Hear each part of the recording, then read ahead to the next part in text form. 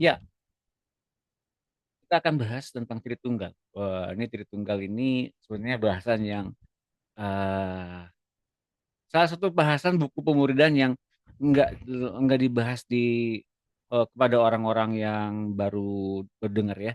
Sebetulnya ini dan termasuk buku U7 ini nggak selalu dibahas dulu ya.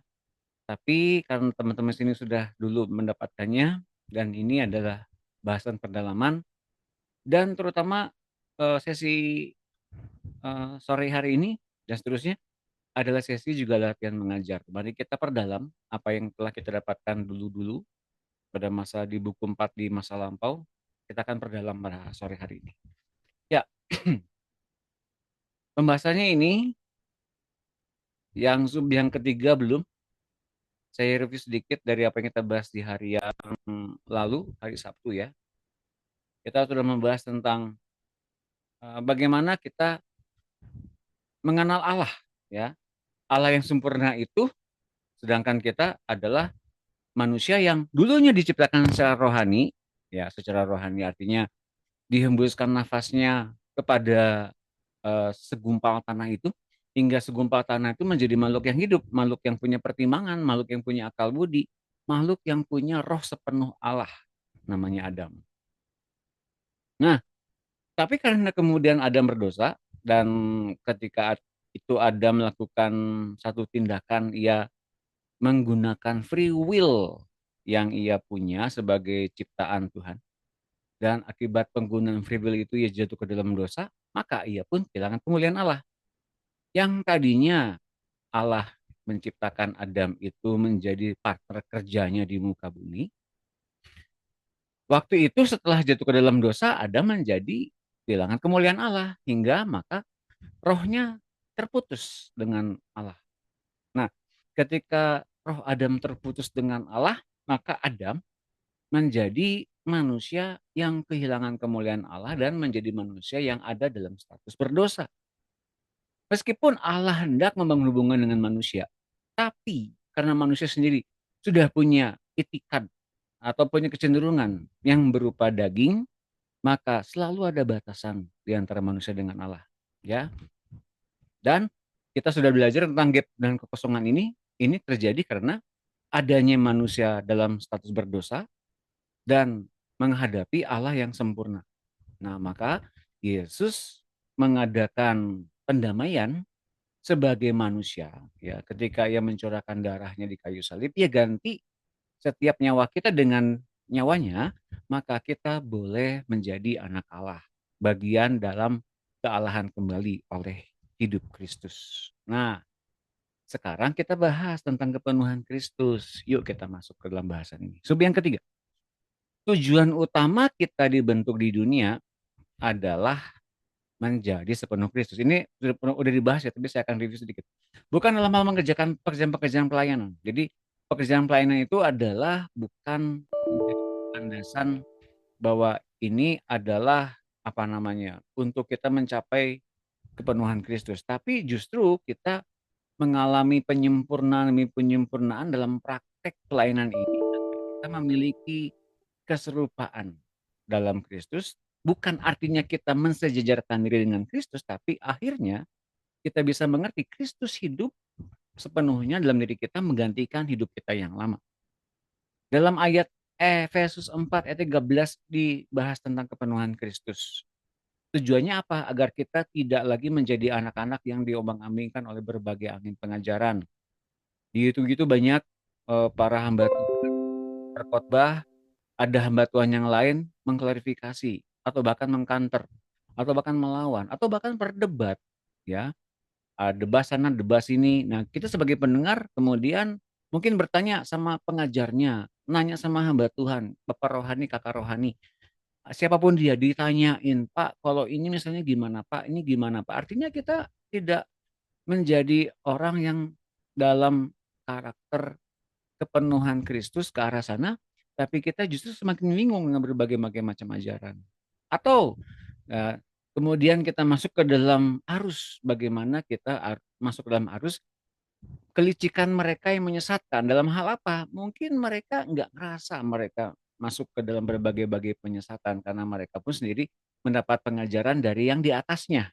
Ya, tapi karena kemudian mereka meneruskan kembali apa yang diajarkan, termasuk kebenciannya, termasuk dogmatiknya yang kemudian tidak berdasarkan Alkitab tapi berdasarkan interpretasi, dan akhirnya kemudian menjadi gereja Kristus, seluruh jemaatnya bingung untuk mengikuti pengajaran yang seperti apa yang sehat. Nah, teman-teman ya. Nah, maka kita sekarang juga bisa mengerti di dalam kepenuhan Kristus apakah sama juga kalau kita semua akan mengalami kepenuhan Allah. Apakah sama statusnya? Nah, saya mau bilang bahwa kepenuhan Allah ini hanya bisa dimasuki atau dialami ya oleh setiap anak-anak Allah yang memiliki hidup Kristus. Kalau seseorang tidak memiliki hidup Kristus, apalagi tidak memenuhi unsur-unsur kepenuhan Kristus dalam dirinya, maka mustahil setiap orang Kristen atau anak-anak Allah itu sepenuh Allah Bapa yang sempurna itu, ya. Nah, maka kita bisa mengerti sekarang bagaimana cirinya, bagaimana kriterianya seseorang yang memiliki kepenuhan Kristus, kepenuhan Allah.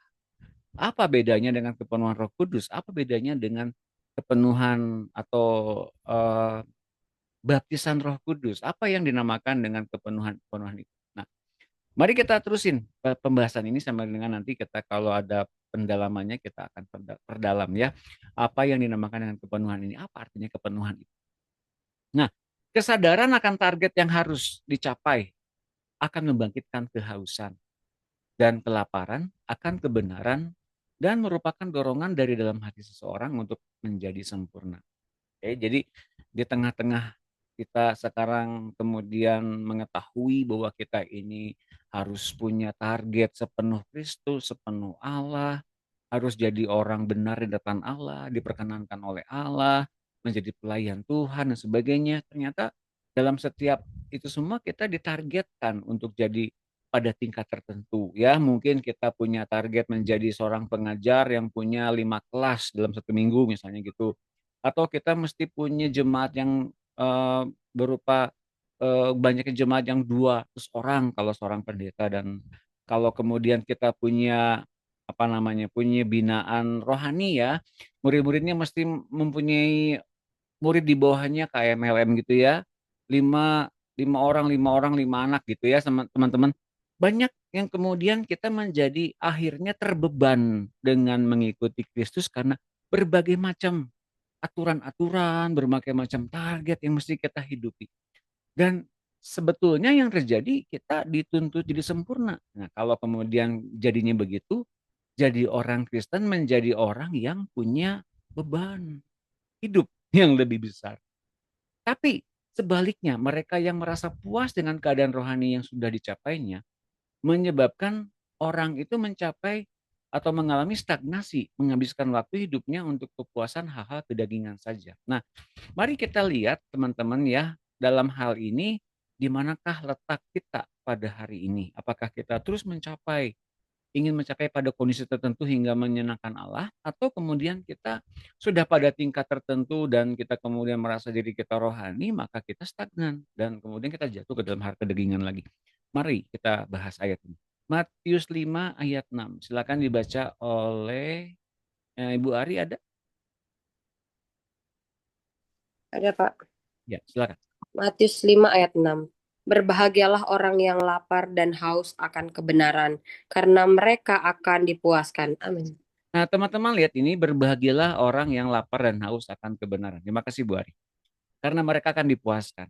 Lapar dan haus. Akan apa? Kebenaran. Mengapa punya lapar dan haus?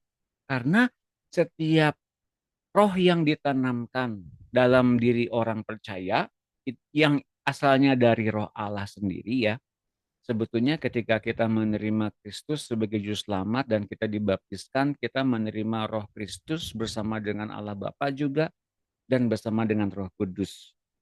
Semuanya satu paket seperti itu. Ya, tapi jiwa seseorang, pikiran seseorang, hidup lama seseorang yang kemudian membatasi cara kerja Elohim dalam diri kita.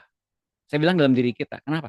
Karena bukan cuma di wilayah roh sebetulnya, tapi juga mereka harus bekerja juga di dalam wilayah jasmani, wilayah akal budi atau jiwa, dan wilayah nyawa.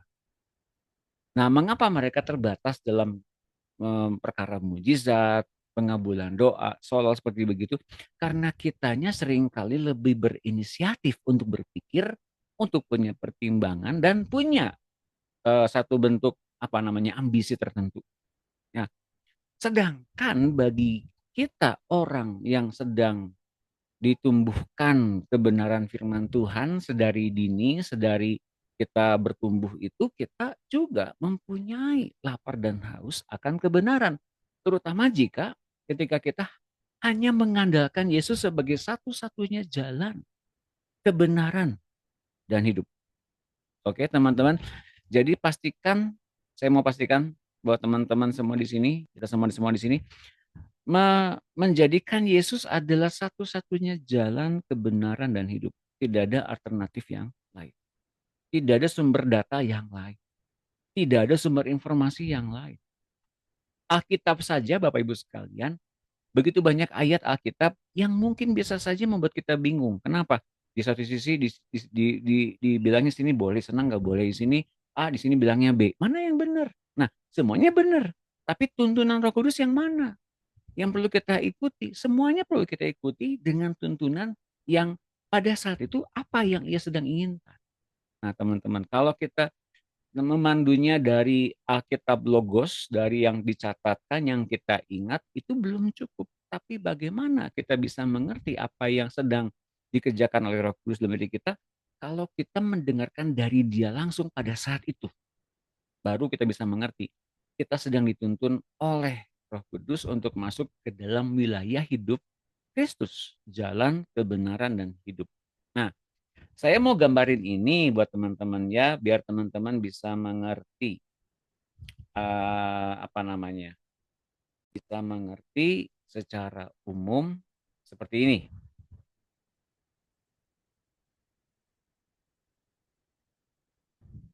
Nah, lihat ini. Di dalam hembusan roh yang Allah tiupkan, Tuhan Allah tiupkan dalam hidung Adam, itu ada hembusan roh atau seluruh yang ada dalam diri Allah. Dan di dalam hembusan roh itu ada juga nyawa atau bentuknya secara fisik darah. Nyawa itu apa sih?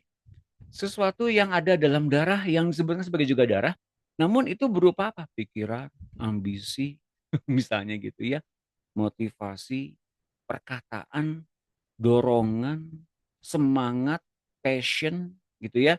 Semuanya ada dalam nyawa yang berupa kehidupan. Jadi Adam itu menjadi makhluk yang hidup itu penuh dengan nyawanya Allah. Nah, perhatikan teman-teman. Adam waktu meninggal itu umurnya 900 lebih. Abraham waktu meninggal 130 tahun lebih kalau nggak salah ya. Dan pada hari-hari ini manusia ada yang meninggal 70, 80, 100 tahun ke udah bagus, teman-teman. Mengapa? Semakin ke sini manusia umurnya makin pendek. Ada yang bertanya seperti itu. Kenapa coba? Nyawa manusia itu seringkali di-expense, dihabiskan kepada hal-hal yang tidak begitu penting. Penyaluran emosi, penyaluran kehendak, penyaluran ekspresi, bahkan penyaluran iman. Nah, kenapa bisa begitu bisa memendek? Karena yang dipergunakan adalah nyawa kita sendiri. Kalau kita berkutat-kutat dengan hobi kita menekuni dagang kita, contohnya saya misalnya gitu ya, pagi-pagi jam 6 sudah pergi kerja gitu, tanpa dorongan dari Tuhan. Mesti ngapain, menangani klien, menangani orang, lagi kliennya sedang konseling. Konseling, saya konseling juga ada orang konseling di tempat fitness itu ya, orang dengerin konseling, saya konselingin. Kalau darah Tuhan tidak memenuhi saya pakai darah saya pulang-pulang ke rumah capek. Saya langsung bilang, FFG libur ya. Hari ini libur ya, mohon maaf saya kecapean gitu ya. Nah, kalau saya pakai darah saya terus-menerus, ini saya jadi kehabisan waktu, kehabisan tenaga, kehabisan daya. Nah, teman-teman, kalau kita sekarang mengedepankan hidup Kristus, biar dia yang kemudian bicara sama orang itu. Biar dia bicara memberikan hikmat pada orang itu, nasihat pada orang itu. Hingga kita juga ketika kita berbicara kepada orang yang kita konselingin itu, kita pun akan terkagum-kagum. Bukan terkagum-kagum pada perkataan kita sendiri, bukan. Terkagum-kagum pada Tuhan yang menaruh hikmat sebesar itu, yang kata Bu Ari waktu Sabtu kemarin ya. Saya juga bingung pas saya bilang begitu. Itu Tuhan yang bicara. Tuhan yang penuh dalam diri kita, dalam diri Bu Ari yang bicara hingga kita pun kagum. Wah, Tuhan luar biasa baik ya sama saya. Meskipun sayanya kemudian ya masih ya masih tahap belajar lah. Saya juga masih tahap belajar kan. Masih tahap belajar, tapi kok dia betul-betul mengasihi saya ya, sebagai sebagai saluran berkat bagi orang lain gitu loh. Nah, ini ternyata membuat kita semakin mengerti nyawa yang Tuhan berikan kepada kita ini adalah nyawa yang memancar sampai hidup yang kekal. Nah, kalau kemudian kita pakai nyawa sendiri, kita punya baterai nih. Baterai itu kan mesti di-charge terus ya. Makanya orang Kristen tuh senang banget ke KKR. Senang banget menyembah menyembah Tuhan dengan orang-orang lain, pengen berbahasa roh lah, pengen gimana lah gitu ya teman-teman ya. Tampilannya sebutannya apa? Pengen di-charge, pengen dapat urapan, urapan, urapan. Anggur baru tercurah, tapi itu seperti baterai yang di-charge, tapi nyawanya nggak penuh. Baterainya penuh, nyawanya nggak pernah penuh. Mengerti bedanya teman-teman? Nah, baptisan Roh Kudus menyebabkan kita bisa mengerti kita tuh sedang dituntun Tuhan untuk bicara, berpikir, dan masuk ke dalam alam pikiran yang baru. Tapi belum sepenuh yang Tuhan mau. Gitu loh teman-teman. Nah, sepenuh apa yang Tuhan mau, ia baru bisa menjalankan yang sepenuh yang Tuhan mau ia kerjakan dalam diri kita kalau kita mau nurutin dia. Dalam ayat Yohanes 14, 21, 23, bagi mereka yang mengasihi aku, ia akan kuberi kuasa untuk menuruti aku. Nanti ayatnya saya kasih. Teman-teman, kalau kemudian dia betul-betul kita kasihi, ia berikan kepada kita kuasa untuk nurut. Dari mana datangnya? Dari kekuatan yang dia punya, nyawa yang dia punya. Tapi kalau kemudian kita punya jalan sendiri, kita jadi orang yang habis baterai di tengah jalan. Dan kalau kemudian baterainya habis, udah soak, nggak bisa dicas, dibuang baterainya, nggak berguna lagi. Mau ganti baterainya kayak gimana, teman-teman? Jadi jangan andalkan urapan, jangan andalkan nambah Tuhan untuk mengurapi kita.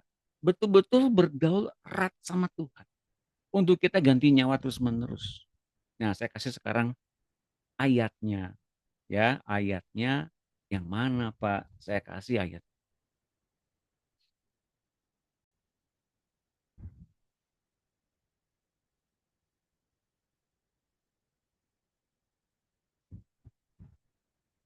Mana ya? Nih, ini kan? Saya mau buka ini dalam bahasa Inggris biar teman-teman bisa mengerti. Terutama di ayat 23. Di 23 betul. Jesus replied, loving me empowers you to obey my word. Nah, dalam bahasa Indonesia-nya. Di 21 ya. Ingat urutannya ya. Kalau kita mengasihi Tuhan Yesus, maka kita bisa mentaati. Dan kalau kita mentaati, maka kita bisa diubahkan sama Tuhan Yesus. Apa yang diubahkan? Nyawanya. 21. Orang yang benar-benar mengasihi aku, ini saya ngambil dari terjemahan The Passion Translation yang sudah saya terjemahkan ke dalam bahasa Indonesia. Orang yang benar-benar mengasihi aku adalah orang yang menaati perintah-perintahku. Jadi orang yang mengasihi adalah orang yang taat. Kepada siapa? Kepada Tuhan. Barang siapa mengasihi aku dengan sepenuh hati, ia akan dikasih dengan sepenuh hati oleh Bapakku. Dan aku pun akan mengasihinya dengan sepenuh hati sebagai balasannya dan akan menyatakan diriku kepadanya. Ini adalah kunci bagaimana kita mengalami kepenuhan Kristus. Mengasihi, mentaati, diubahkan. Nyawanya. Oke. Nah, Yesus menjawab, jadi ini ada pertanyaan dari Yudas yang bukan Iskariot kan, nanti baca ya. Tapi apa yang ditanya, Yesus nggak ngejawab. Yang dia jawab menyambung dari 21 sebetulnya. Karena mengasihi aku, kamu akan diberi kekuatan untuk menaati firmanku. Nah, teman-teman ini. Jadi kalau kemudian kita punya landasan kasih yang jelas, maka kita pun akan diberikan kekuatan untuk taat kepada Tuhan, kepada komando Tuhan. Nah, bagaimana kemudian yang terjadi kalau kita benar-benar taat sama Tuhan dan menggenapi apa yang Ia mau? Lihat ini. Dan Bapakku akan sangat mengasihi kamu, sehingga kami akan datang kepadamu dan menjadikanmu tempat kediamanku. Nah, teman-teman, ini yang menjadi kunci bagaimana kita bisa mengalami kepenuhan kealahan yang hanya bisa dialami lewat kehidupan dan kepenuhan Kristus. Karena kemudian Bapak melihat kita sebegitu mengasihi Tuhan, kemudian kita sebegitu mentaati Tuhan, dan bagaimana ternyata Bapak Sorgawi melihat kita diubahkan Tuhan, maka itu yang menjadi landasannya. Karena Bapak melihat Kristus sebagai role model, dan kita semakin mirip Kristus karena kita dibawa Kristus ke arah sana, maka Bapa akhirnya memutuskan untuk membangun kita menjadi tempat kediamannya Allah Bapa bernafas dalam tubuh jasmani kita. Ngerti orason? Ngerti nggak? Ngerti nggak? Ngerti nggak? Mengerti nggak tuh? Mengerti ya? Jelas ya? Ada yang bingung nggak? Sampai sini. Ini saya ngejelasin pelan-pelan, pelan-pelan, pelan banget. Dari step awal. Saya melihat di buku 4 rekaman sebelumnya di tahun-tahun yang lalu nggak sedalam ini. Yang ini lebih mudah dicerna sebetulnya. Tapi kalau ada pertanyaan silahkan. Karena kalau kemudian kita nggak pernah ganti nyawa, nggak pernah mengasihi Tuhan, nggak pernah mentaati Tuhan, kita nggak mungkin bisa diubahkan. Dan berpikir bahwa orang Kristen itu nanti masuknya ke dalam sorga semuanya, nggak semuanya masuk ke dalam sorga. Kalau nggak diubahkan, ini ayatnya. Saya buka ayatnya. Mau mau ada orang waktu kemarin ada orang yang kemudian melengos ketika saya salamin, saya nggak peduli. Mungkin khotbah kemarin hari Minggu ada yang mengecewakan dia, entahlah. Karena saya bilang gini, orang Kristen nggak semuanya masuk ke surga. Kalau ternyata nyawanya nggak pernah diganti dengan nyawanya Tuhan, itu tandanya bahwa orang itu tidak begitu mengasihi Tuhan, bahkan tidak mentaati Tuhan. Bagaimana bisa diubahkan sama Tuhan? Ini ayatnya. Ya, biar teman-teman punya landasan yang jelas.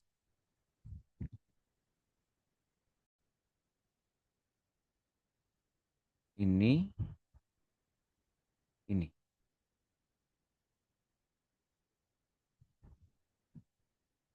Mulai.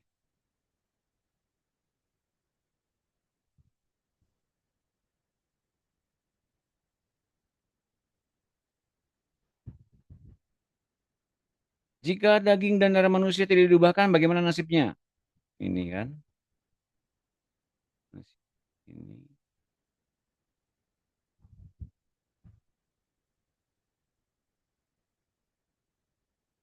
Mulai. Bukan. Banyak ya.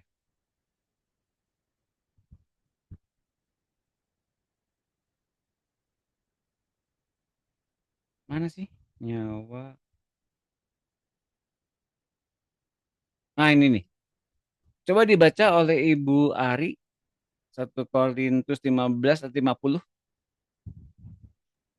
1 Korintus 15 ayat 50. Saudara-saudara, inilah yang hendak kukatakan kepadamu, yaitu bahwa daging dan darah tidak dapat bagian dalam kerajaan Allah, dan bahwa yang binasa tidak mendapatkan bagian dalam apa yang tidak binasa. Amin. Oke. Lihat ya teman-teman. Bahwa daging dan darah alias daging dan darah yang mana nih? Daging dan darah yang disebutkan di atas. Yang mula-mula datang bukanlah yang rohani. Itu Adam tuh bukan yang rohani ternyata, karena sesungguhnya ketika Adam diciptakan memang sepenuh Allah, tapi ketika dia berdosa, downgrade, degradasi menjadi makhluk hidup atau manusia yang berdosa. Yang datang pertama kemudian setelah berdosa ya, bukan yang rohani, tapi yang alamiah. Kemudian barulah yang rohaniah. Yesus Kristus datang sebagai manusia ya. Manusia pertama berasal dari debu tanah dan kembali menjadi tanah dan bersifat jasmani. Manusia kedua berasal dari sorga. Nah, jadi Adam dan Hawa ini, Adam dan Kristus ini menjadi dua perbandingan. Kalau kita bersekutu dengan Adam, artinya kita tidak bisa atau kita tidak mau diubahkan dengan darah Kristus, ya. Jadi satu-satunya penyelamatan yang terjadi adalah selain kita menerima Kristus, kita pun mesti juga dituntun oleh perkataan Tuhan setiap hari hingga kita bisa berubah nyawa kita, hidup kita. Ya, hidupku bukannya aku lagi, tapi Yesus dalamku. Itu bukan cuma sekedar lagu loh, itu ada perubahan. Karena kalau kemudian kita belum diubahkan, daging dan darah tidak mendapat bagian dalam kerajaan Allah. Daging darah yang mana? Yang jasmania, belum yang rohania. Kalau daging dan darah yang dari Adam, itu nggak mungkin masuk dalam kerajaan Allah. Apa bedanya dengan manusia yang lain di luar Kristus? Dan bahwa yang binasa, yang dari debu tanah, tidak mendapat bagian dalam apa yang tidak binasa. Ya teman-teman mengerti ya. Jadi mesti diubahkan dong kalau gitu ya. Iya. Karena kemudian yang diubahkannya itu apa? Kristus yang mengubahkan, yang diubahkannya apa? Hidup kita. Nah ini dia teman-temannya. Jika daging darah manusia tidak diubahkan, bagaimana nasibnya? Apakah benar orang percaya itu masuk ke Firdaus? Perbandingannya ya, kalau kita bisa melihat perbandingannya ini, kita udah tahu ya, ada orang yang dari kuburan bangkit karena mendengar suara anak Allah, dibangkitkan Tuhan. Betul. Mengapa di kuburan? Bukankah semua orang Kristen harusnya masuk ke dalam Firdaus ketika mereka meninggal? Iya, harusnya. Tapi kan ini yang terjadi, bukan? Di dalam kuburan itu ada elemen darah, bagian dari seseorang yang dalam Tuhan meskipun rohnya sudah ke Firdaus, tapi tubuh dan darahnya ada dalam kuburan. Yang dibangkitkan yang mana? Semuanya. Roh yang di sorga sana menyatu dengan darah yang di kuburan itu. Hingga jadi manusia baru, yaitu manusia dengan tubuh kebangkitan. Ya teman-teman. Nah, jadi nyawa dalam darah kita haruslah berisi nyawa Tuhan, bukan nyawa kita lagi. Sebagai orang Kristen, kita tidak mengenakan atribut perbuatan rohani untuk masuk ke sorga. Banyak baca kitab dikasihi Tuhan. Banyak perbuatan menyenangkan orang lain dikasihi Tuhan. Banyak berdoa dikasihi Tuhan. Enggak seperti itu. Tapi yang Allah inginkan adalah mengenakan Kristus. Bagaimana kemudian kita mendengar dia bicara, kita menurutinya, kita mentaatinya, dan kemudian semakin kita mirip seperti Kristus. Artinya bukan kita mensejajarkan diri dengan Kristus, artinya adalah Kristus semakin nyaman, diam, bermanifestasi dalam tubuh jasmani kita. Itu yang Bapak lihat. Bapak benar-benar melihat bagaimana kita menghormati Kristus dari situ. Nah, satu ayat lagi yang membuat kita bisa mengerti sekarang bagaimana kemudian ketaatan itu bisa membuat kita semakin mengerti apa yang sedang Allah inginkan. Ayatnya ada di sini, Filipi 3:21.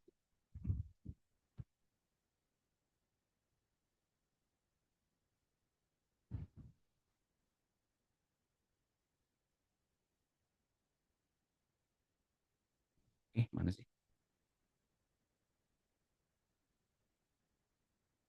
Filipi ini nih. Nah, silakan dibaca oleh Ibu Yohana ada.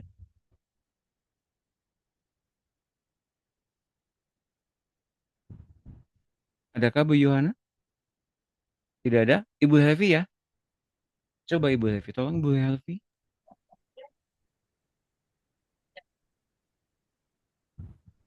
Filipi 3 ayat 20 ya Pak Doni. Ya, yang Indonesianya Ibu ya. Ya, Ya, warga negaraan kita ada di dalam sorga, dan dari sana kita menunggu Sang Juru Selamat, Tuhan Yesus Kristus, yang dengan kuasanya menaklukkan segala sesuatu di dalam pengaturannya, akan merubah tubuh hina kita, agar menjadi serupa dengan tubuhnya yang mulia. makasih Amin. Bu Helvi. Ya Pak Doni, sama-sama. Jadi orang Kristen yang sejak zaman dulu ikut Tuhan, termasuk para rasul yang kemudian mati mengenaskan itu kecuali Yohanes, semuanya mereka mengerti. Mati mengerikan seperti apapun itu nggak ngaruh status mereka dalam Tuhan. Kenapa? Karena mereka mengerti kewarganegaraan mereka ada dalam sorga. Dari sana, dari sorga sana, mereka pun menunggu Sang Juru Selamat membangkitkan mereka kembali dengan kuasanya yang menaklukkan segala sesuatu dalam pengaturannya. Jadi kalau kita bisa diatur Tuhan, maka kita akan diubah. Apa yang diubah? Tubuh hina kita agar serupa jadi tubuhnya yang mulia. Jadi ini yang sedang terjadi ya. Yesus itu sedang membangun rupa, rupanya, tubuhnya, jiwanya, rohnya, nyawanya dalam tubuh kita. Namun tubuh kita mesti dibangun yang baru. Jangan tubuh yang hina, apalagi darah yang lama. Ya teman-teman, jelas ya. Jadi kita mesti mengerti setaat kita sama Tuhan, kita akan semakin serupa dengan tubuhnya yang mulia. Kita diatur hidup kita oleh Tuhan. Agar kita serupa kemudian dengan tubuhnya yang mulia. Nah, sampai sini teman-teman ada pertanyaan. Panjang juga ini. Silakan, ada pertanyaan? Nanti kalau saya jelasin lebih panjang makin bingung. Kalau udah bingung sekarang silakan ngacungkan tangannya, lambaikan ke kamera. Ya, silakan. Tidak ada? Sudah mengerti semuanya? Wow, luar biasa ya. Tidak ada pertanyaan? Wah, saya terusin kalau gitu. Nah, kalau kita sudah bisa mengerti itu, maka kita sekarang mengerti. Kita itu selalu lapar dan haus akan kebenaran. Biarlah tetap demikian, karena Allah seringkali memang memenuhkan keingintahuan kita berdasarkan rohnya dan kepenuhannya. Karena mereka akan dipuaskan. Gitu ya. Amos 8 ayat 11. Silakan dibaca oleh Bu Yunike. Yunike ada? Shalom, Pak. Halo, terima kasih Bu Yunike, silakan. Amos 8 ayat 11, Pak. Betul. Sesungguhnya waktu akan datang, demikianlah firman Tuhan Allah. Aku akan mengirimkan kelaparan ke negeri ini, bukan kelaparan akan makanan, dan bukan kehausan akan air, melainkan akan mendengarkan firman Tuhan. Amin. Puji Tuhan. Halo. Terima kasih Bu Yunike. Sama-sama Pak Doni. Yakobus 5 ayat 1. Siapa? Bu Itun ada? Bu Itun ya, silakan. Kelihatan Pak. Ya, Ntar Pak, iya. nggak kelihatan ya. Sekarang Kok kelihatan. buret, kok buram. Buram. Sekarang gimana?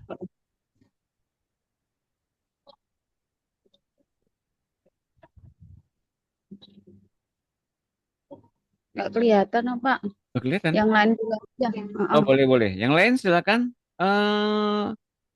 Pak Eko ya? Pak Eko ada? Ada, Pak. Terima kasih Pak Eko. Ya.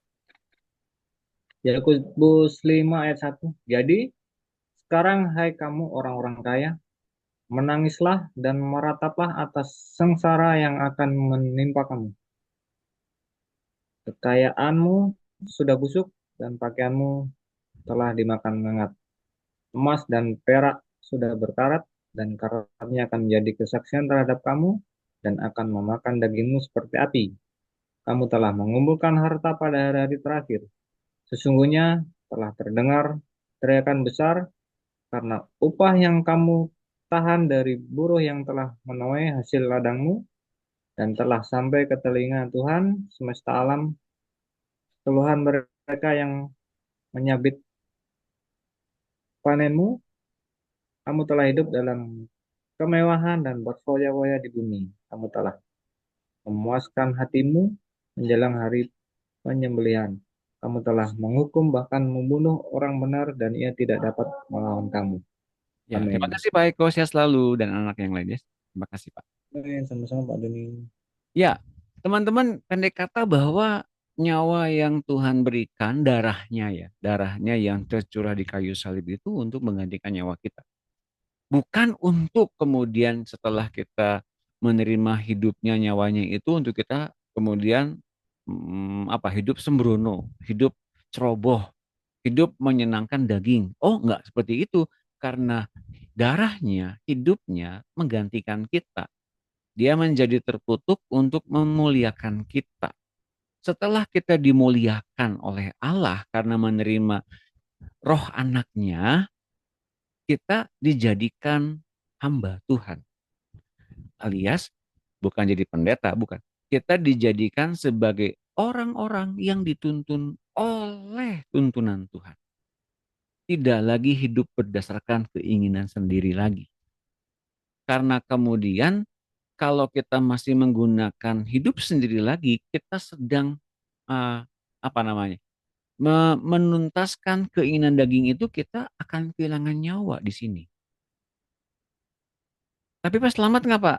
Nah, saya mau bilang, ayatnya tadi bilang, daging dan darah tidak akan mendapat tempat dalam kerajaan Allah. Berarti kita belum berganti hidup, teman-teman ya. Artinya apa? Sesuai dengan apa yang ditanya sama Bu Yuni, ke asal Roh Kudusnya tidak hilang. Asal Roh Kudusnya tetap ada ketika Tuhan datang yang kedua kali. Tapi kalau nggak ada, ya nggak akan bisa masuk. Tahu dari mana Pak Roh Kudusnya tuh ada atau nggak ada? Nah, saya nggak tahu. Gimana Tuhan aja. Saya tidak berhak untuk memutuskan si A, si B, si C. Ini nggak berhak, itu berhak, ini nggak berhak. Nggak bisa seperti itu. Salah banget kalau saya bisa menentukan sedemikian. Apa kriterianya? Salah banget gitu ya. Tapi asal Roh Kudusnya ada, masih dalam diri orang itu. Sampai Tuhan datangnya kedua kali. Itu adalah jaminannya. Tapi jaminan untuk apa? Untuk kemudian menerima keselamatan dari Tuhan. Sampai pada akhirnya. Gitu loh teman-teman ya. Jadi bukan jaminan yang sampai dengan selama-lamanya itu ada, tapi kitanya seroboh sembrono, karena kalau kita mendukakan Roh Kudus itu pun dia akan hilang. Ya, teman-teman ya. Berdoalah dan berbaikanlah dengan Roh Kudus, teman-teman. Nah, kalau kemudian kita bisa mengerti bahwa nyawa yang dituntun Tuhan itu untuk kita kemudian hidup sesuai dengan tuntunan Tuhan, bisa dengan punya power. Bukan urapan untuk bermujizat, tapi power untuk tetap ngikutin Tuhan, termasuk imannya pun iman anak Allah juga, bukan iman kita lagi, teman-teman. Sampai sini ada pertanyaan, silakan. Saya teruskan kalau nggak ada pertanyaan ya. Sampai ada pertanyaan saja.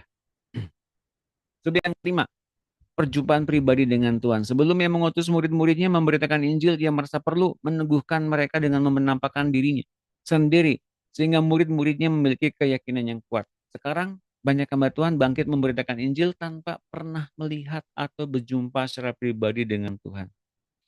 Kesaksian mereka tidak akan pernah sekuat mereka yang telah berjumpa secara pribadi dengan Tuhan. Ya, saya tidak menyalahkan kalau ada orang yang tidak pernah berjumpa tapi jadi hamba Tuhan. Saya tidak menyalahkan karena itu panggilan.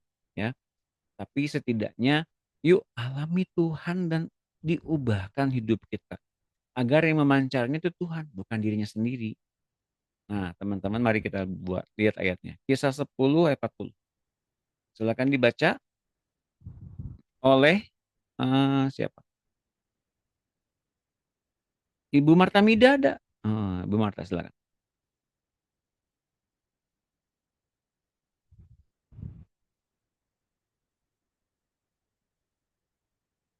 Belum bisa baca. Oke, silakan Ibu Ari lagi. Ini pada kemana ya? Sama Pak. Ya, silakan. Kisah 10 ayat 40 ya Pak? Betul. Allah telah membangkitkan dia pada hari yang ketiga dan memperkenankan dia menampakkan diri, bukan kepada seluruh bangsa itu, tetapi kepada saksi-saksi yang sebelumnya telah ditunjuk oleh Allah, yaitu kepada kami yang telah makan dan minum bersama-sama dengan dia setelah ia bangkit dari antara orang mati. Amin. Ya, terima kasih Bu Ari. Sama-sama, Pak. Nah, teman-teman lihat ini, Allah mengkhususkan seseorang untuk mereka yang menjadi saksi-saksi itu kelak berjumpa dengan Yesus secara pribadi. Siapa mereka? Rasul-rasul yang telah makan dan minum bersama-sama dengan Yesus setelah ia bangkit dari antara orang mati. Mengapa Yesus nggak nampakkan diri secara massal kepada banyak orang, 1 juta sekaligus, sehingga punya saksi yang banyak? Karena mereka mungkin tidak akan merespon seperti murid-muridnya yang 11 orang ini. Nah, teman-teman ya, murid-murid ini sudah mengenal Kristus sejak mulanya mereka dipanggil. Kemana-mana udah ikut Yesus. Lagi pula setelah kemudian mereka menerima mandat untuk beritakan siapa Yesus dalam Injil dan dalam baptisan yang mereka berikan kepada banyak orang yang percaya, nggak banyak orang percaya juga setelah itu. Nggak banyak. Di dunia kan banyak orang, berapa miliar. Kan orang yang dikunjungi kan nggak sebanyak dunia ini, banyaknya orang ini. Jadi orang Kristen pun di dunia ini, di seluruh dunia ini ada berapa orang? Nggak sebanyak kemudian yang mendapatkan akhirnya berjumpa pribadi dengan Tuhan. Mengapa? Karena itu dilandasi hanya dengan iman saja, bukan dengan pekerjaan. Bukan karena jerih payah kita kemudian ingin mendapatkan lawatan dari Tuhan. Karena Allah memilih, Allah menunjuk orang-orang yang hendak berjumpa pribadi dengan Kristus. Berbahagialah kita pada sore hari ini, karena kemudian ketika kita belajar tentang pemuridan, kita kemudian menghidupi, ya, merefleksikan Kristus dalam hidup kita, bahwa kita benar-benar diubahkan. Itulah yang dinamakan dengan perjumpaan pribadi dengan Tuhan. Itu perubahannya. Bukan saya melihat ada Kristus dengan rupa yang sangat ganteng. Nggak kayak gitu. Itu bagus, tapi lebih dari itu. Ada nggak perubahan demi perubahannya? Ada nggak perubahan-perubahan nyawanya? Perubahan wataknya, karakternya, pertimbangannya, cara pandangnya. Kalau masih sama, berarti belum mendapatkan lawatan Tuhan. Sudah mendapat lawatan Tuhan, tapi mungkin belum diubahkan sama Tuhan. Kisah 13:31. Ibu Helvi ada?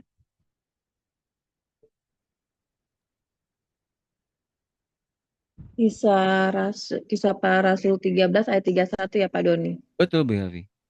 Selama beberapa waktu ia menampakkan diri kepada mereka yang mengikuti dia dari Galilea ke Yerusalem. Merekalah yang sekarang menjadi saksi-saksinya bagi umat ini. Ya, Amin. makasih Bu Helvi. Terima kasih Pak Doni. Jadi Kristus menampakkan diri enggak massal, tapi kepada mereka yang punya mereka yang kemudian punya satu potensi dan punya satu keinginan yang terwujud karena Tuhan menginginkan mereka jadi saksinya. Jadi Tuhan melihat hati juga untuk mereka kemudian mendapatkan lawatan dari Tuhan yang sedemikian besar itu. Saya ulangi ya, Tuhan melihat hati kita kalau kita kemudian menghendaki adanya lawatan dari Tuhan untuk apa? Apa yang sedang kita hidupi kalau kemudian kita mendapatkan lawatan dari Tuhan? Apakah kemudian kita biasa cerita pada banyak orang, saya dapat urapan dari Tuhan, saya bertemu dengan Tuhan, Tuhan ganteng loh. Cuman segitu doang. Bagus sih. Cuman yuk sampai dengan akhirnya Tuhan memberikan satu perintah pada kita dan kita mengikutinya. Karena dengan itu kita bisa diubahkan sama Tuhan. Serupa dengan tubuhnya yang mulia. Oke, jelas ya teman-teman ya. Mudah-mudahan teman-teman menangkap maksud apa yang dinyatakan lewat ayat ini. 1 Korintus 15 ayat 7. Pak Eko silakan. Baik Pak, 1 Korintus 15 ayat 7. Selanjutnya ia menampakkan diri kepada Yakobus, kemudian kepada semua rasul, yang paling akhir dari semuanya.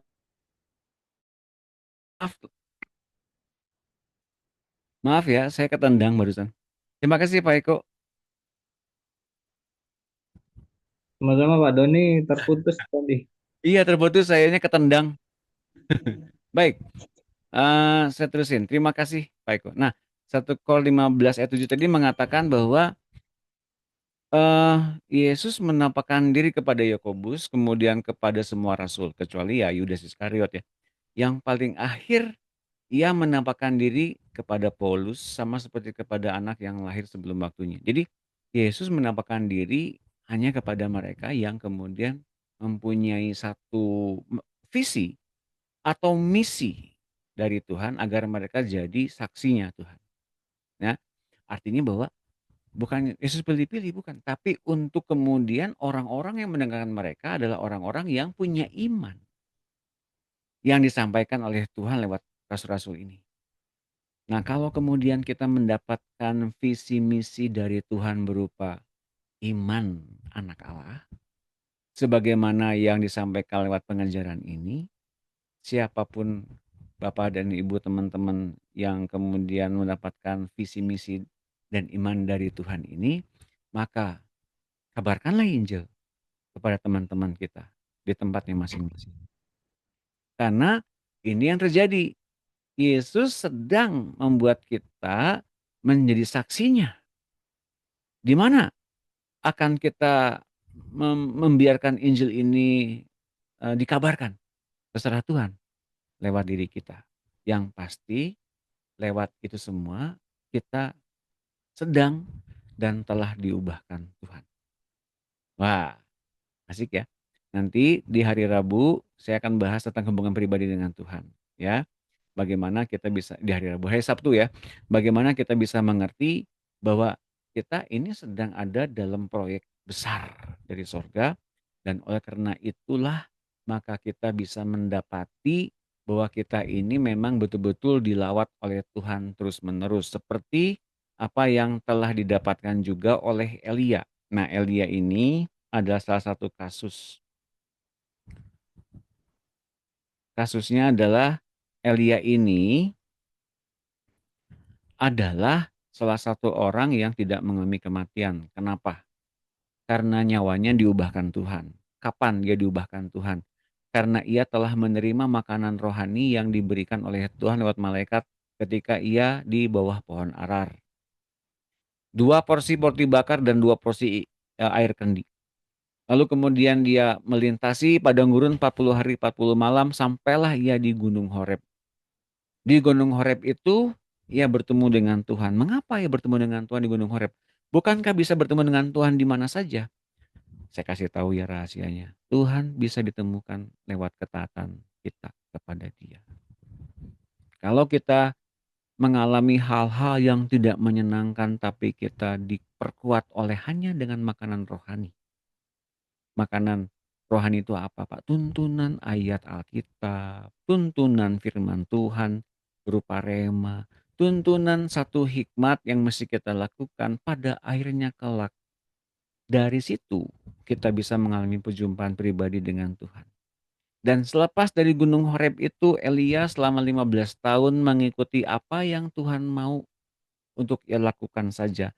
Ia tidak mengerjakan kalau Tuhan tidak menyuruhnya. Sampai dengan 15 tahun itu, maka kemudian Tuhan mengangkat dia ke sorga. Muridnya yang paling setia yaitu Elisa menghendaki 2 kali urapan Elia. Kata Elia, yang kau minta itu sukar. Tapi jika engkau dapat melihat aku terangkat daripadamu, akan terjadilah kepadamu seperti yang demikian.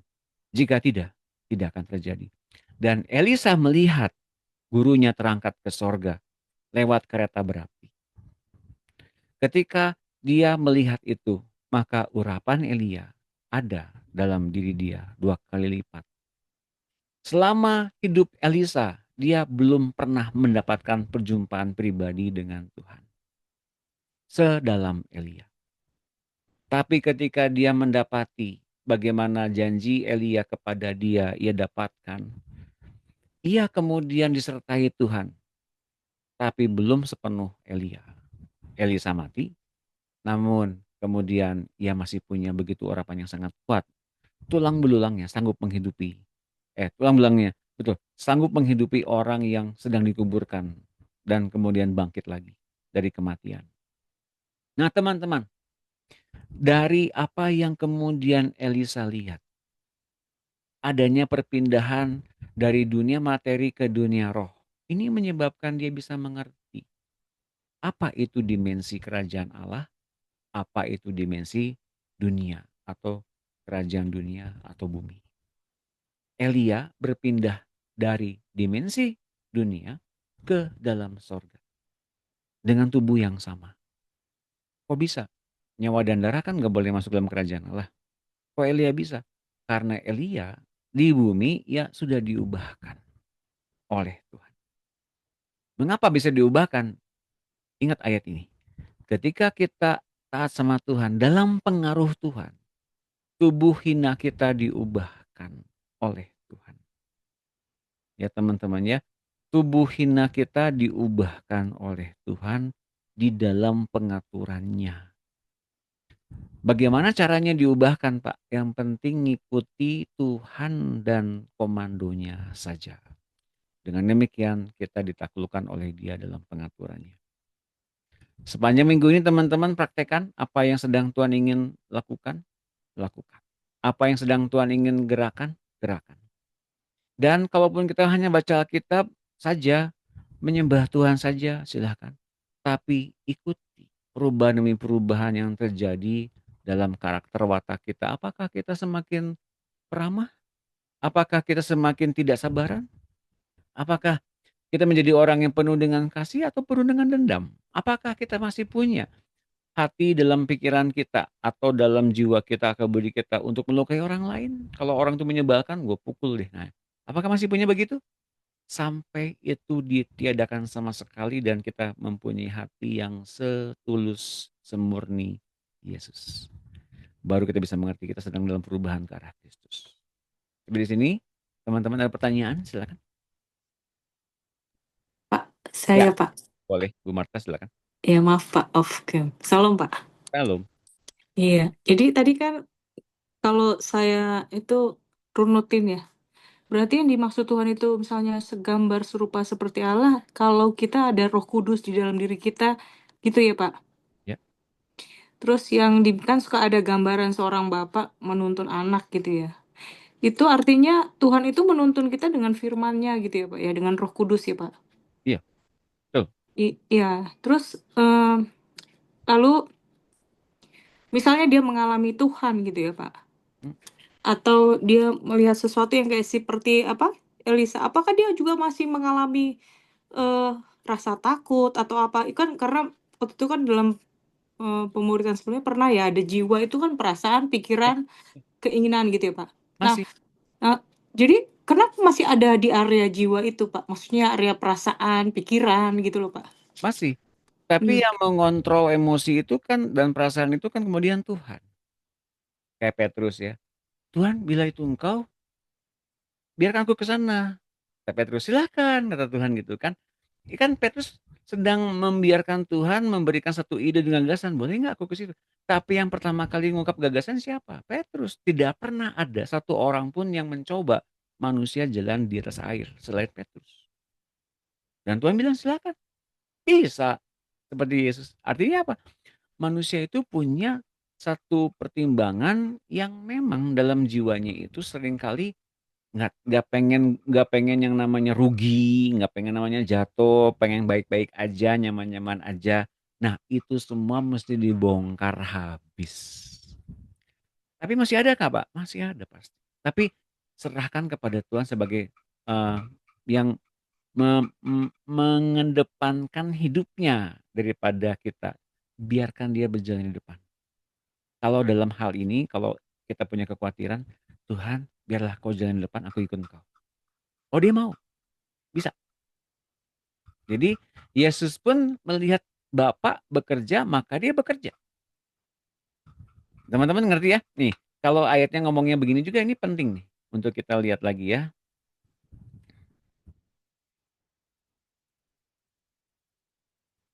Melihat ayatnya di sini.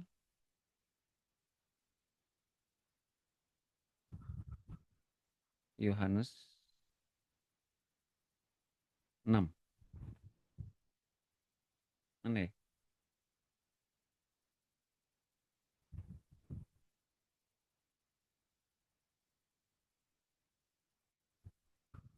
Nah, Yohanes 6 ayat 55.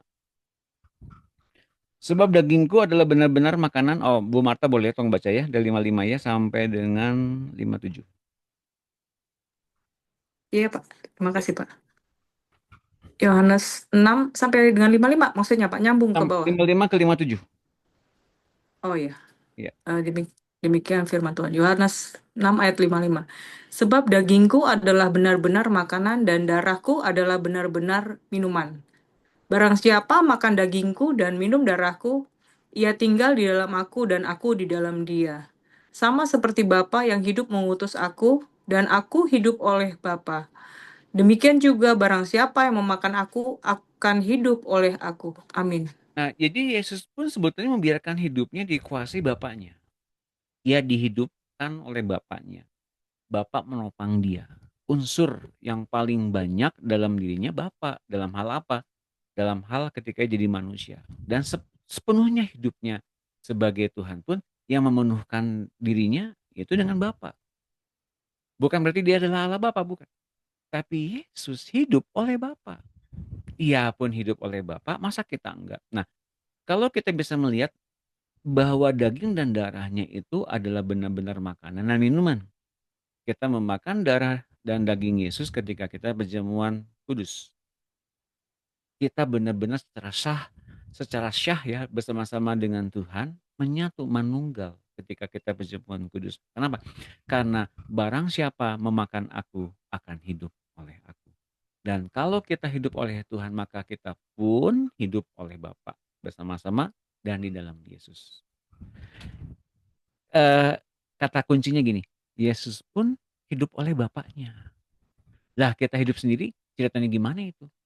Gitu loh teman-teman, gitu loh Bu Marta ya. Iya, Pak. Itu juga saya tadi dapat seperti kita pun masih ada perasaan seperti itu walaupun ya sekali lagi kita kan pun anugerah ya, Pak, memperoleh kekristenan dan jalan yang dari Bapak itu ya, Pak. Ya. Karena itu apa? Karena tadi saya dapat karena ditarik oleh Bapak ya kita sampai seperti ini gitu kan, Pak? Iya, betul. Betul. Nah, tapi terus saya juga dapat ya makanya Tuhan itu memang dulunya tuh apa? Dia pun mengalami rasa takut juga gitu, Pak. Iya, kan Iya. ketika biarlah cawan ini lalu daripadaku, dia melihat maut takut juga. Tapi karena memang Bapaknya ada di depan dia dan lindungi dia, dan kemudian dia diberikan kekuatan oleh malaikat Tuhan ketika dia berdoa, dia mau masuk ke dalam rangkaian itu semua. Iya, Pak, terima kasih, Pak. Itu juga makanya dia pagi-pagi benar, berarti dia selalu di-recharge ya, Pak? Bukan diri cas dong, itu Dia apa? namanya kemudian menyatu manunggal dengan Bapaknya. Oh Jadi iya iya. tidak Oh iya. membiarkan Bersaat teduh. Oh, iya. kehendak pribadinya lebih banyak ya, karena dia memenuhkan dirinya dengan Bapak dan keinginan Bapaknya. Oh iya iya. Oke, terima kasih, Pak. Terima Oh, kasih. itu perlunya kita rajin bersaat teduh ya, Pak. Iya. Oke, Pak, terima kasih, Pak. Terima Tuhan kasih. berkati, Pak. Berkati. Ya, menyambung dari apa yang tadi ditanya Bu Marta, saya mau bilang gini, hidup orang Kristen itu kan sebetulnya apa ya, ini nih. Hidup orang Kristen tuh bersaat teduh, baca Alkitab, berdoa, terus kemudian ada yang menyembah Tuhan, berdoa keliling atau berdoa di Gua Maria, itu nggak salah, silakan. Tapi semuanya itu ya saya mohon, semuanya itu dibawa ke dalam hidupnya Tuhan gitu loh, agar ganti kehidupan. Jadi bersaat teduh bukan ritual lagi, baca Alkitab itu bukan keterpaksaan lagi, berdoa itu bukan dipaksa-paksa lagi, bukan karena takut masuk neraka, bukan. Tapi karena kita memang mengasihi Tuhan, melakukannya untuk kita ganti kehidupan, ganti nyawa dari Tuhan. Gitu loh teman-teman, ya. Jelas ya? Oke, satu pertanyaan lagi, silakan kalau ada pertanyaan, boleh. Silakan. Tidak ada? Oke, kalau nggak ada. Oh, Bu Helvi, silakan Bu Helvi. Pak Doni, ini ingin bertanya sih Pak Don, Boleh. masalah dipisahkan dari dunia manunggal dengan Tuhan ya Pak Doni. Ini Ya. kebetulan ada kejadian juga Pak Doni di Ambon. Jadi orang ini dia Muslim. Jadi waktu sebelum dia sakit, dia punya keinginan itu dia sampaikan buat istrinya bahwa dia ingin masuk Kristen. Jadi sebelum dia masuk Kristen itu Pak Doni dia meninggal. Sebelum dia meninggal itu dia pernah kasih amanah buat istrinya bahwa kalau dia meninggal nanti dimakamkan secara Kristiani. Lalu pada saat dia meninggal, orang tuanya suaminya ini kan Muslim tuh Pak Doni. Jadi mereka udah berdebat sama istrinya. Istrinya juga kan Islam juga Pak Doni. Tapi waktu suaminya meninggal, nggak tahu gimana istrinya itu punya gerakan hati minta dibawa untuk ke pendeta gitu loh Pak Doni. Untuk maksudnya meminta bahwa suaminya ini mau dikuburkan secara Kristiani. Yang ingin saya tanyakan di sini Pak Doni, apakah orang yang tadinya tidak percaya kepada Kristus pada saat mau meninggal dia minta ditanam secara Kristiani itu bisa masuk ke dalam surga ataukah kan kalau kita mau bandingkan dalam firman dengan iman saja kita bisa percaya ya Pak Doni, dengan iman kita bisa diselamatkan. Dari sisi ini saya melihat bahwa orang tersebut sudah diselamatkan dengan imannya tanpa walaupun dia tidak waktu semasa hidupnya dia tidak percaya kepada Kristus tapi waktu di ujung maut dia meyakini bahwa mengikut Kristus. Tapi begini Pak Doni, kan waktu dia meninggal itu kan dia belum dibaptis.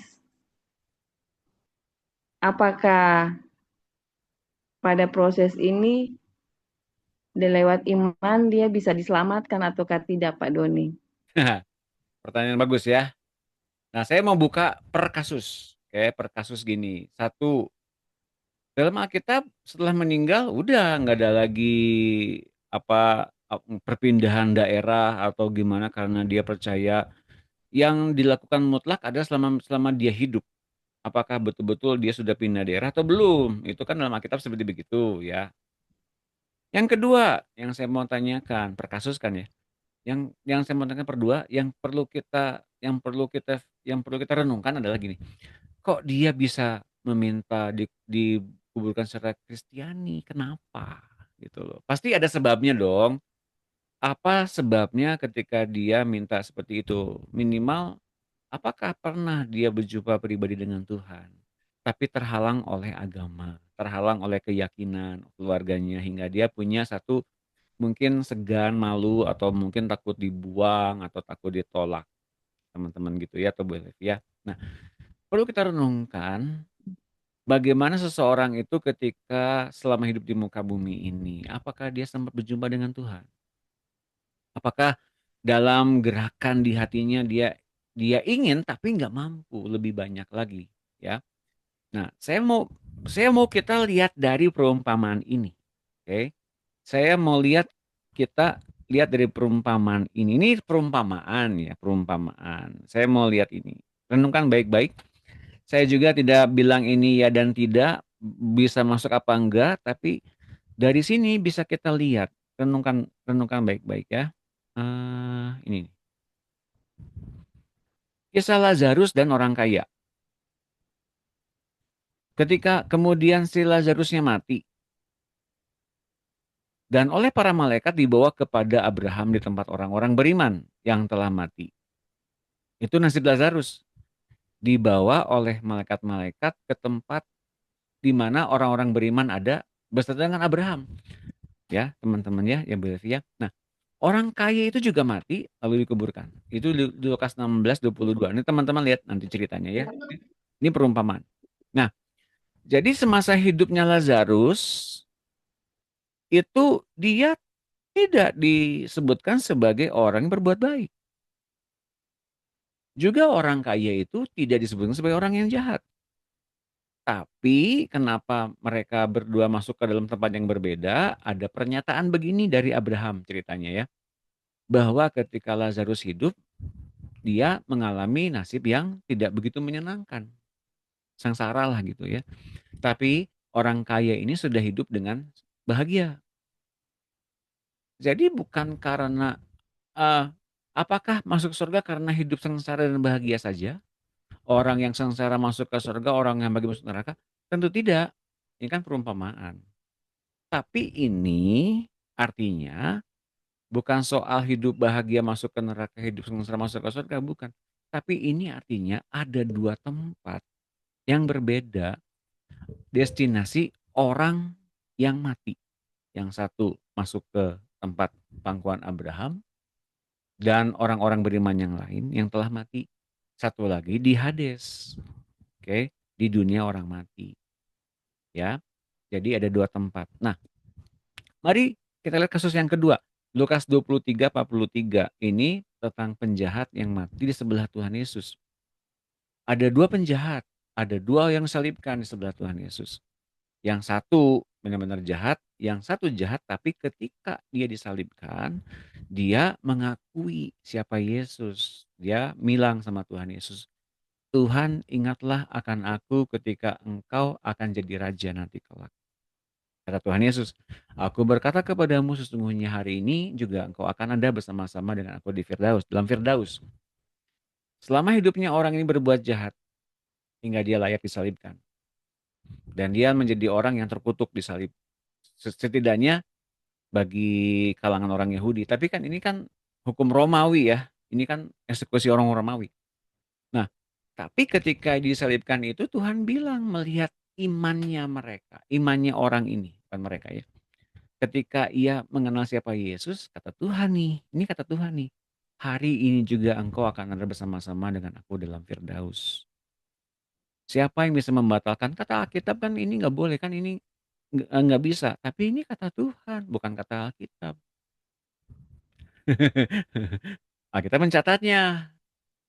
Gitu teman-teman. Jadi bukan perkara berbuat baik orang masuk ke surga, tapi karena apa? Karena firman Tuhan. Karena perkataan Tuhan pada orang itu. Kamu masuk ke surga. Kamu masuk ke Firdaus. Selepas di mana perbuatannya kelak. Nah, apakah temannya ibu ini mengalami ini apa tidak? Nah, saya nggak tahu. Saya nggak berani bilang. Nanti penyesatan lagi ya. Saya nggak berani bilang. Itu yang dialami oleh orang ini.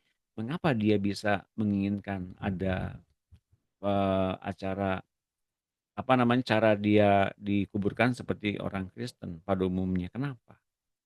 Pasti ada sebabnya kan.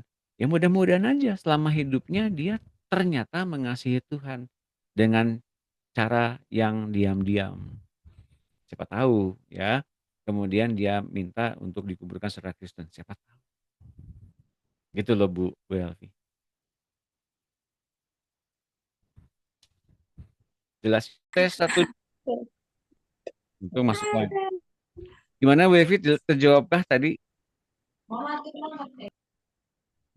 Terjawabkah tadi?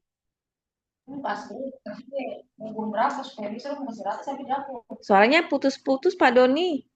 Tadi sampai mana saya putusnya?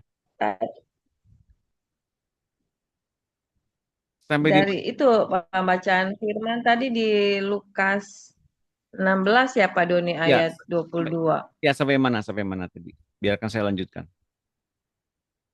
Penjabarannya tadi itu Pak Doni. Iya, sampai mana Pas sampai? mau masuk di Lukas 23 ayat 43 itu langsung putus Pak Doni. Mana ya? Oke, saya coba ya. Ini rekamannya mudah-mudahan berlangsung baik ya. Saya coba ya. Penggambaran ini bukan perumpamaan ya. Ini di Lukas 23 ini nggak seperti Lukas 16 22. Lukas 23 ini benar-benar kejadian nyata. Jadi ini didasari dengan kejadian nyata. Sepanjang hidupnya orang jahat yang disalibkan ini seorang penyamun ya. Memang jahat ya. Dan dihukum secara Romawi. Oke, dihukum secara disalibkan seperti Yesus. Yang kedua, Disalib. bagi orang Romawi ya sebagai penyesat gitu ya.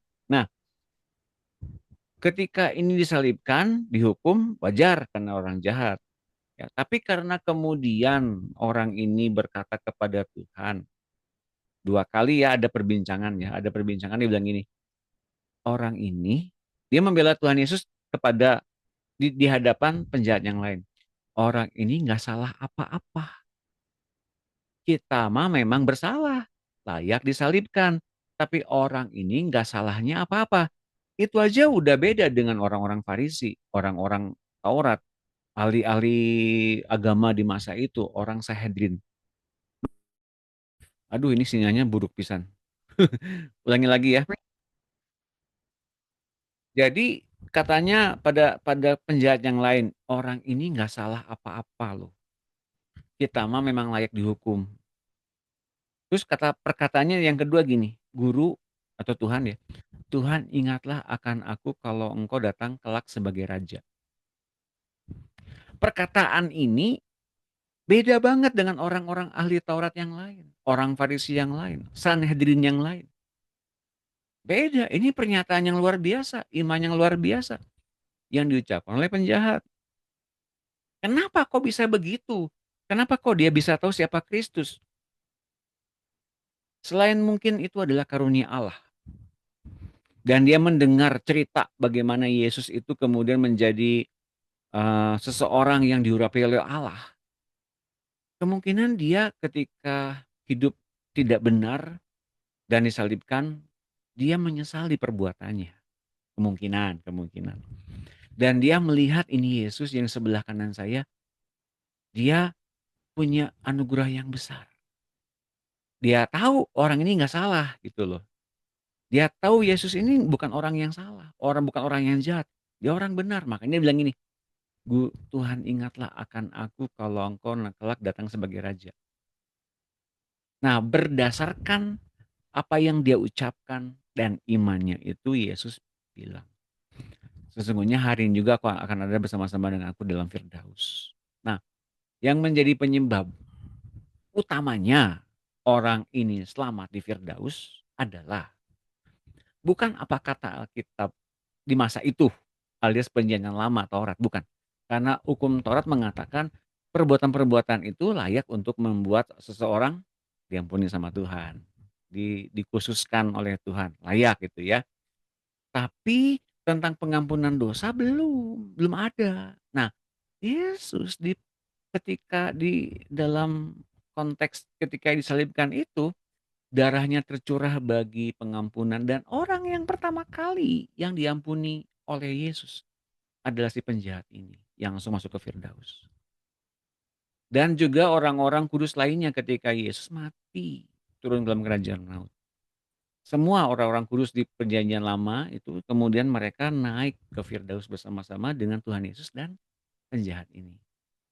Nah, saya nggak tahu yang dialami oleh temannya ibu di masa hidupnya apakah berjumpa pribadi dengan Yesus kah? Apakah imannya berkata tentang Tuhan Yesus kah? Siapa tahu dia kemudian sebentar.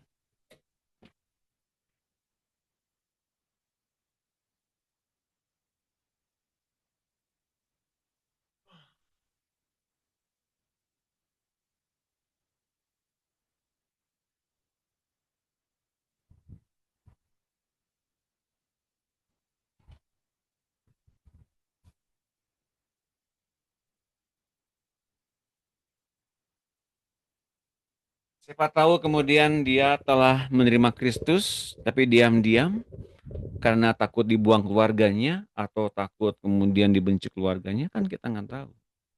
Makanya kemudian dia ingin dikuburkan secara Kristen atau karena dia ingin dikagumi, karena dia mengagumi Kristus, maka dia kemudian selepas semuanya beres dia ingin dimakamkan secara Kristiani atau Kristen. Ya kita nggak tahu. Yang paling penting dia selama masa hidupnya mempergunakan enggak bersekutu dengan Tuhan. Meskipun mungkin kita nggak tahu seperti apa gitu loh fellowshipnya dengan Tuhan seperti apa. Kita nggak tahu. Kita pun bahkan sesama kita pun sekarang bahkan kita nggak bisa menghakimi dan membatasi dengan kriteria-kriteria. Oh dia mah nggak mungkin selamat, nggak bisa ya. Itu Bu Hafi. Yang Semoga menentukan selamat dengan tidaknya itu ya Tuhan sendiri ya Pak Tuhan Doni sendiri ya. yang punya kunci sorga Iya, bukan kita. iya, Gitu Bu Hafi.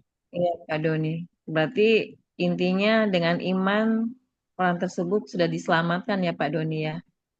Yang siapa tuh? Yang orang yang meninggal itu, Yang mana? yang Muslim itu Pak Doni, karena Saya enggak. imannya ya Pak Doni. Saya Karena enggak. gini Pak Doni, aku pernah dengar sebelum dia meninggal itu Pak Doni, dia di waktu masa kesakitannya itu dia berjumpa dengan Tuhan melalui mimpi Pak Doni. Jadi waktu pas mau meninggal, sebelum meninggal, dia mengamanatkan buat istrinya bahwa nanti kalau dia meninggal harus ditanam secara Kristiani. Ya, Jadi waktu pas dia meninggal itu langsung istrinya langsung bertemu dengan pendeta, minta dimakamkan secara Kristiani. ya. Jadi dari situ kita bisa menilai bahwa imannya mungkin yang bisa menyelamatkan dia ya Pak Doni. Mudah-mudahan ya Bu ya. Saya sendiri nggak Iya, bisa memastikan kan saya bukan orang yang hmm, mau melihat langsung gitu. iya, Hanya dari cerita aja. Biar Tuhan lah ya yang menentukan ya, bukan kita juga ya. iya, iya Pak Doni. Semoga ya, semoga. Makanya Hmm, saya mau menggarisbawahi yuk selama hidup kita berfellowshiplah dengan Tuhan ya. Sampai dengan dia ingin memutuskan untuk hidup bersama-sama dalam tubuh jasmani kita. Karena ketika dia memutuskan demikian, Bapak Sorgawi itu ikut beserta dengan dia dalam diri kita. Iya, Itu kira-kira ya. iya Pak Doni. Terima Iya Pak kasih. Doni. Ya, terima Iya kasih. terima kasih Pak Doni. Ya, sampai di akhir acara, saya kembali akan siapkan RTM Medan. Sekarang sebentar lagi akan disiapkan untuk kelas berikutnya, teman-teman. Saya siapkan juga nanti rekamannya dan bahkan mungkin teman-teman mau ya, tadi PowerPoint-nya ya, kalau ada yang pengen PowerPoint-nya, nanti saya akan siapkan juga dikirim lewat grup.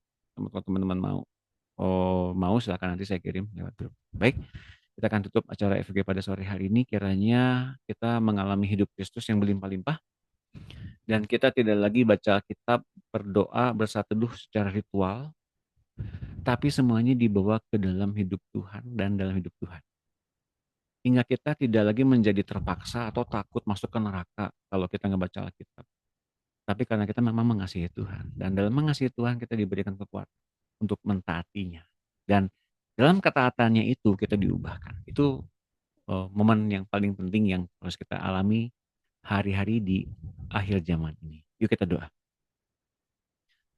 Bapak Surgawi, terima kasih Engkau hadir dalam pertemuan ini. Terima kasih Engkau penuhkan kami dengan sukacitamu, dengan kerinduanmu. Bapak silakan Engkau penuhkan kami sebagaimana kami mengasihi Kristus dan kami taat dalam setiap hal-hal yang paling kecil. Kami taat. Biarlah Engkau Bapa yang memenuhkan dirimu, memenuhkan diri kami dengan dirimu.